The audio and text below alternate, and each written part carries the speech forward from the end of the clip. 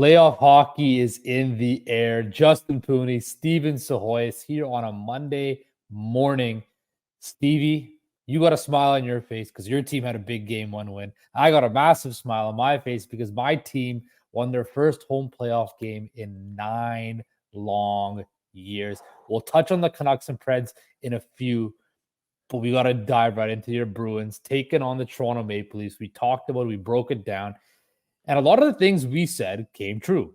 The Bruins goaltending was stellar. Jeremy Swayman was on fire. The Leafs could not score. Their big guns were non-existent. Goaltending was an issue. And I have to give you your credit. I said it on another podcast, and I gave you your credit on that podcast, but the Leafs trying to be too tough came back and bit them in the ass. 5 penalties they gave up. The Bruins scored twice. Stevie, simple as this. What were your biggest takeaways from game one from a Bruins perspective and a Leafs perspective? And then another part of the question is, what do the Leafs need to do in game two to even this series if they can? Well, see, I got a big grin on my face here. I knew the Leafs had lost game one before they even dropped the puck. When Domi starts cross-checking Brad Marchand at the face-off, thought, how much deeper in your head does Brad Marchand need to be? Like, Domi was unhinged that game. There was the slash, which, it wasn't like a big two-hander, but a slash is a slash. He slashed him clean there. There was the cross-checks off the draw. Like, come on. Like, this is Marchand's playing chess and Max Domi's playing checkers here. Like, it was embarrassing, honestly, in game one to see what Max Domi was doing out there on the ice. He hurt the Leafs a ton. He's lucky that he didn't hurt them even more. They gave McAvoy some bogus roughing penalty. Never touched Domi, despite taking 2 shots in the back of the head. Like, it could have been even worse for Domi in that game. If the Leafs want to play that game, I said it. If we're talking about Domi and Bertuzzi in this series, the Leafs have already lost. We're not talking about Marner because that guy was invisible in game one. Matthews, you get paid $15 million. You can't hit an open net. Like, good Lord. Like, this is a team that, every issue that persisted about this team coming into this series just all came to fruition in game one. The goaltending, right on down to the top stars underperforming and under-delivering. What are you going to do? Like, William Nylander, all of a sudden, I don't know what's wrong with him either. Like, they need that guy in the lineup. That third line was awful.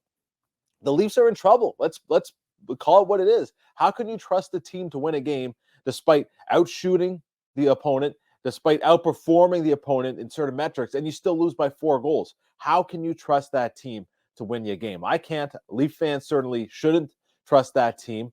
And it's going to be a short series. I said Boston in 5, and what I saw in game one is not swinging me off of that prediction at all.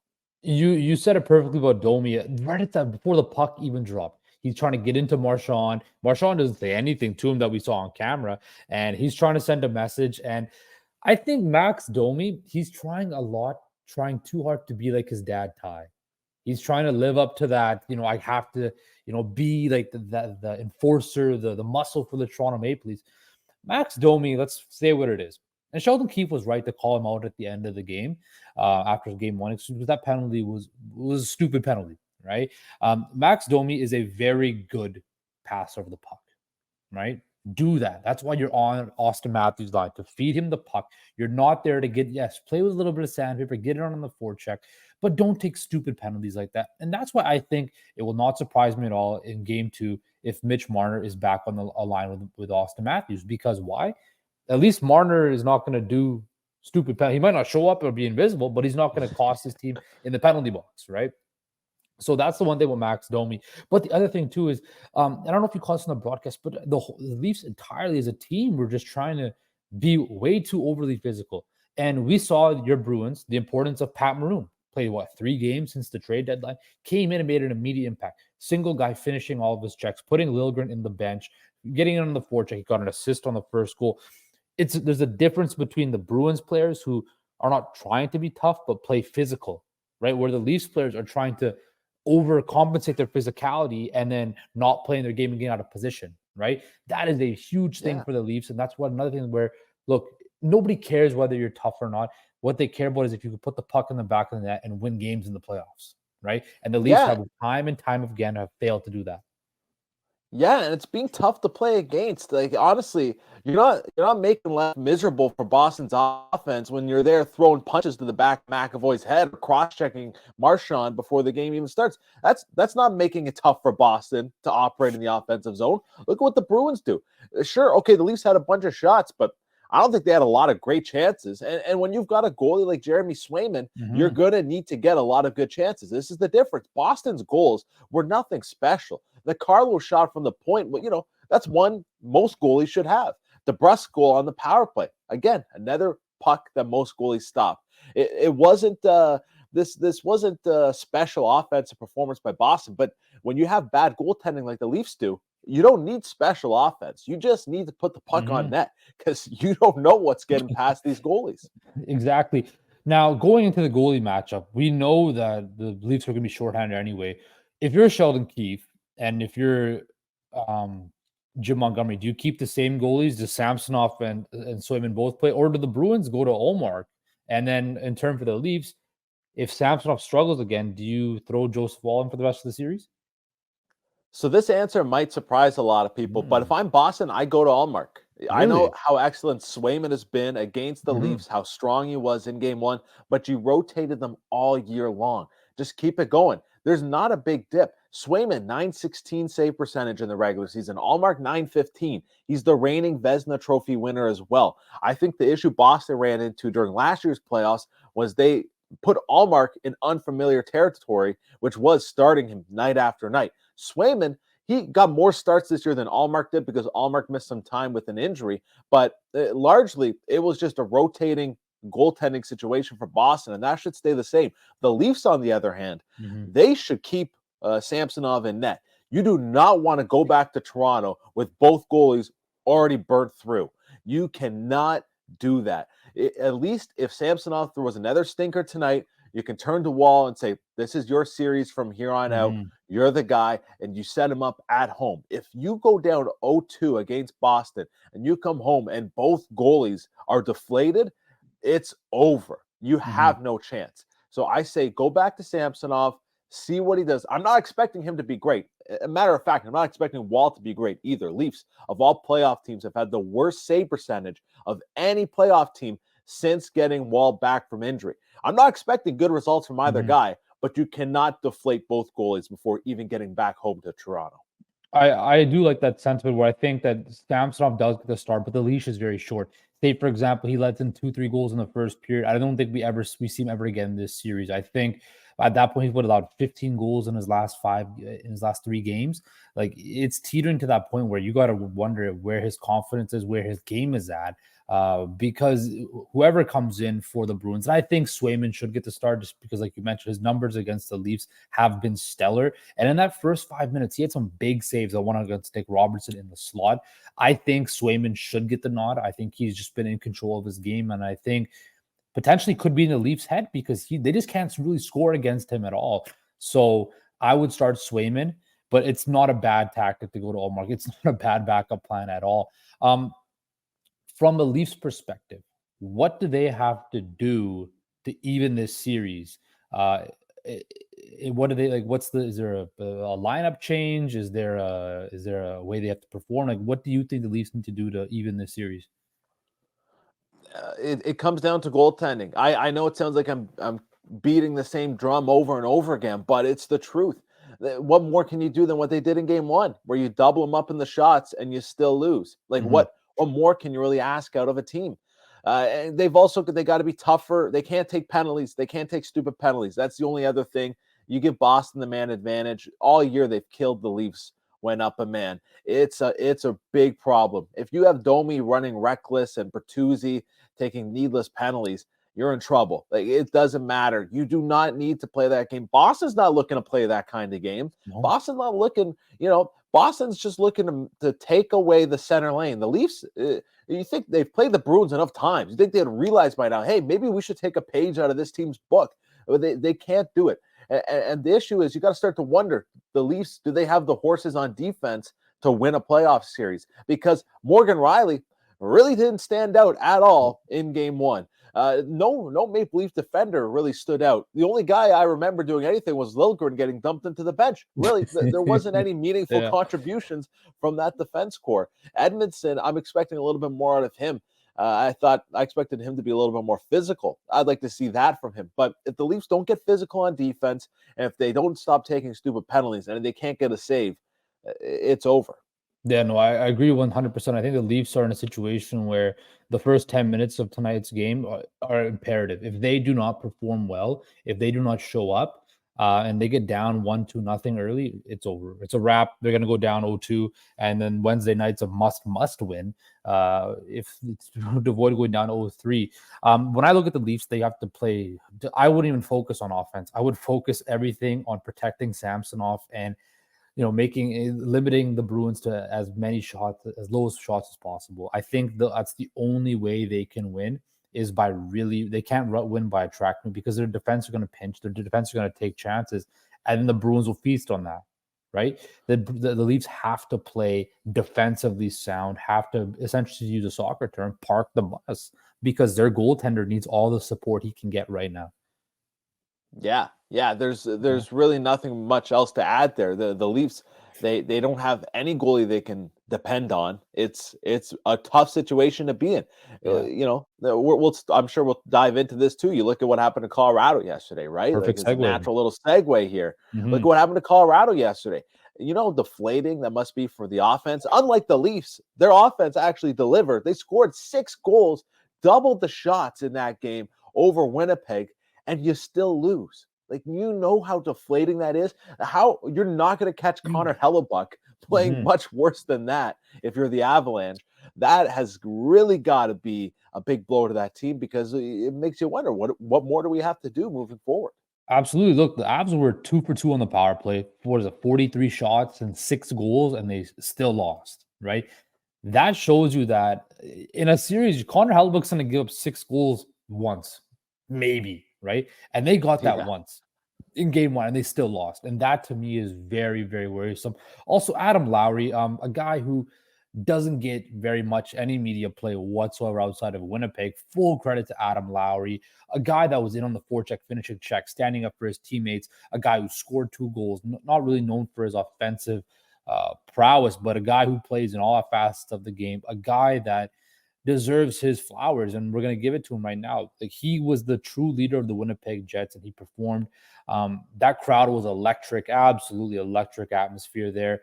And I'm worried about the Avs because you called it all this whole time, right? Where goaltending was going to be their Achilles heel, and in game 1, goaltending was their Achilles heel. The Jets had 23 shots and scored 7 goals. 7 goals and 23 shots. We're talking about Samsonov. This is 2-3 levels worse. This is horrible, right? The Avs are such a talented roster, such a talented team, but goaltending and their defensive mishaps, what caused a whole lot of problems for them. 100%. And just on Lowry, what a dog, eh? That guy just plays so hard. That goal, that one that just barely crosses the line, he makes that nice move to cut to the net, just puts the shoulder down, bodies the guy, just to use his body to get good positioning. It's impressive. He deserves some credit. He's a strong captain and a good leader. But like I said, with Colorado, that's back-to-back games now against the Jets. They've allowed 7 goals. You're not going to win, no matter how talented your offense is. And you caught Hellebuck on his worst night of the year. That is as bad as it's going to get for Connor Hellebuck. So to not be able to get a win and score 6 goals in Winnipeg, that's a problem. The Avs don't have a great road record this year. They've been dominant at home, terrible on the road. That was a game they needed to win, and I don't think they'll get another chance like that. It's one of those things where when you don't have a goalie, it's just so hard to bank on that team to come through, because it doesn't matter how well they play. You can look at all the advanced numbers till you're blue in the face. If you got a goalie who's giving up muffins, guess what? You're going to lose hockey games. It doesn't matter what the advanced numbers say. It is the ultimate equalizer. So for the Leafs and the Avalanche, they find themselves in the same boat. Okay, you can point to your charts after game 1, but they don't get you any wins. I agree 100%. And look, I've been doubting the Jets for this whole season, thinking that they're a better story than a team. If they can play like that and they can get production from everybody in their offense, and Connor Hellebuck can play like Connor Hellebuck, all right, there's a chance that the Jets are going to win this series, and a chance the Jets. Hey, look, they've won in Dallas before, where they can push the Stars. But we'll touch on Dallas in a second. Let's move over to Vancouver versus Nashville last night.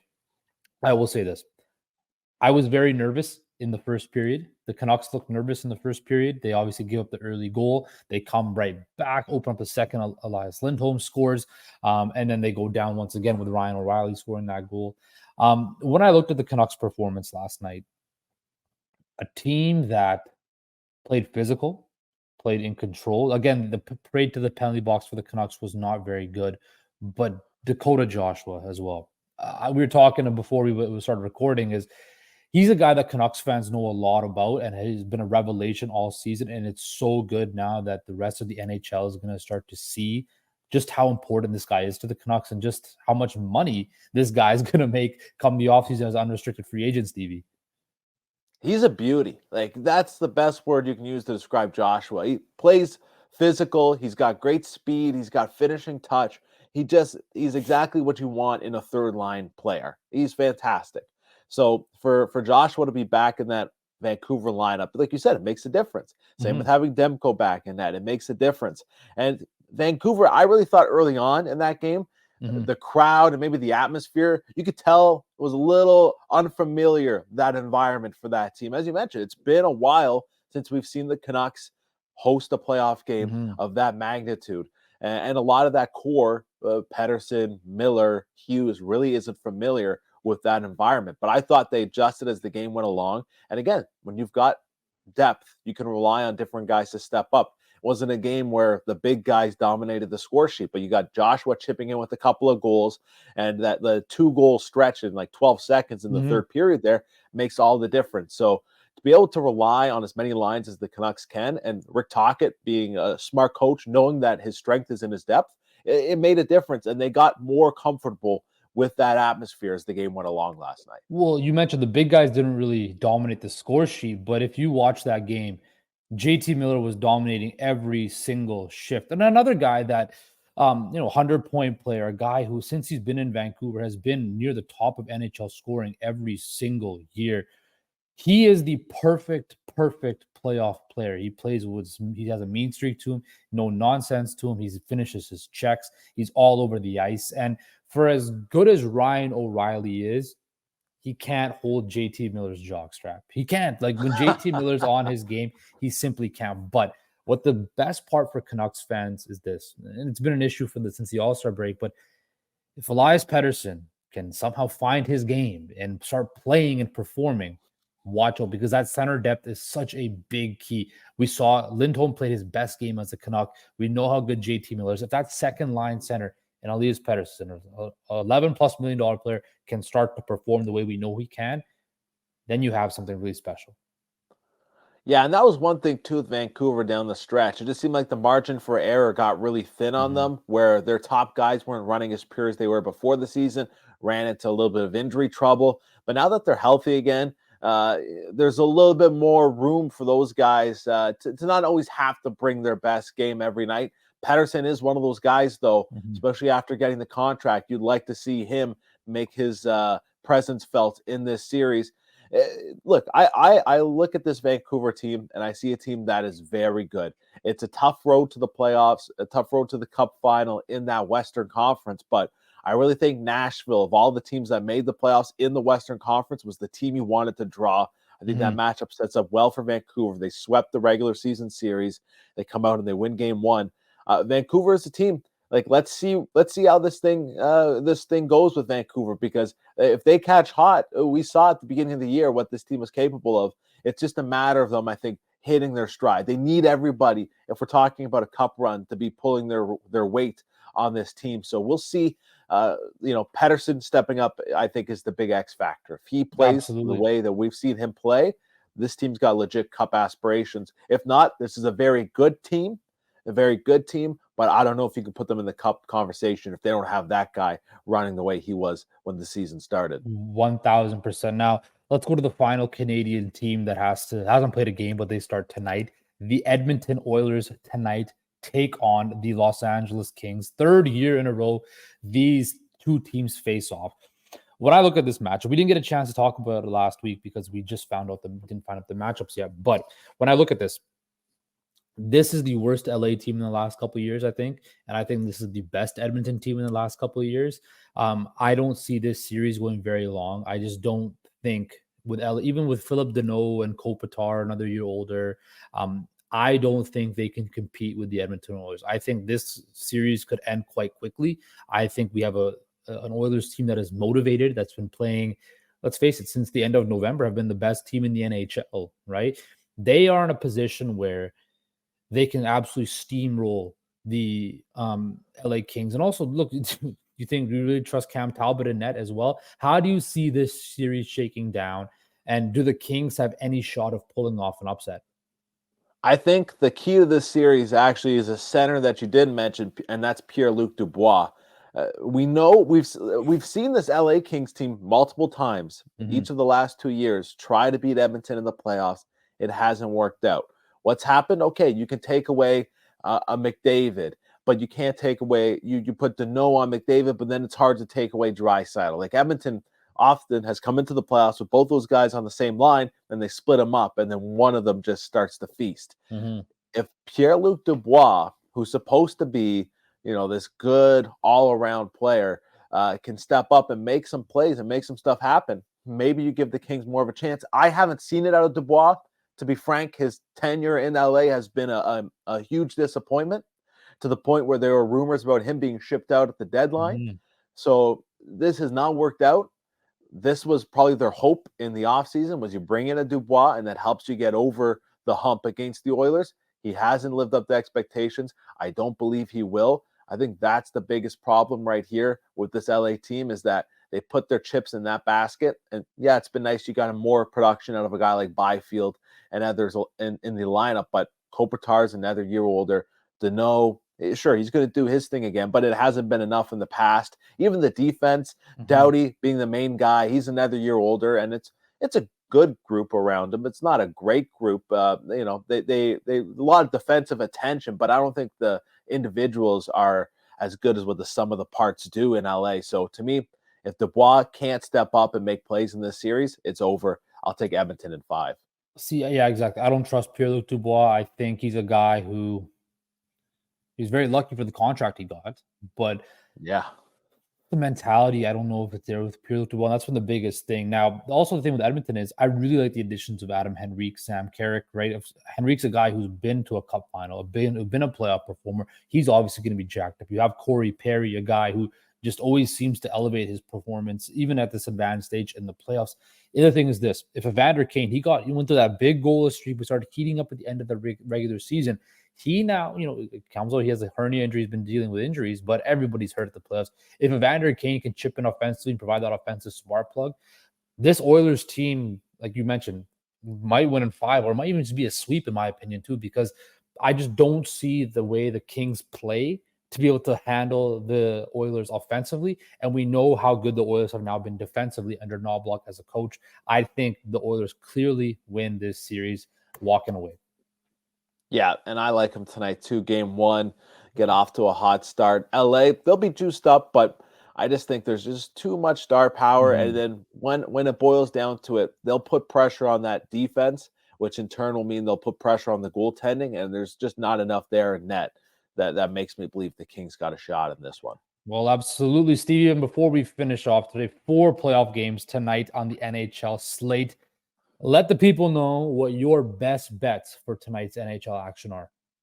So I'm rolling with a couple of favorites. I like Boston in that minus 130 range, and you can also find the Dallas Stars on the money line there too. I think both are set up well tonight. I know Dallas actually got swept by Vegas in the season series this year, but all of those games occurred in 2023. Since then, in 2024, Dallas has the 3rd best record in the league. Vegas, the worst of any team that made the playoffs. There's been a bit of a trajectory change between those two teams. I also like the under on 5.5 goals between the Canes and the Islanders. Those are two low-scoring teams. They played to it in game one. And I think that's about it. That sums up. Oh, also, I'll throw in Pavel Zacha to score a point for the Bruins. Okay. Didn't get one in game one, but plays with Pastrnak on the first line and the top power play unit. Always a threat to get on the score sheet when you're playing with that guy. I got a couple plays for everybody tonight. Take the under in the Leafs and Bruins game. Take the Oilers money line and take the Dallas Stars at home to win. That has been all. Stevie will break it down. Some more playoff action on Wednesday. And I know you're going to be watching the Bruins very closely tonight. Yes. Yeah. It's going to be a fun one. Like you said, the best time of year. It's playoff hockey, baby.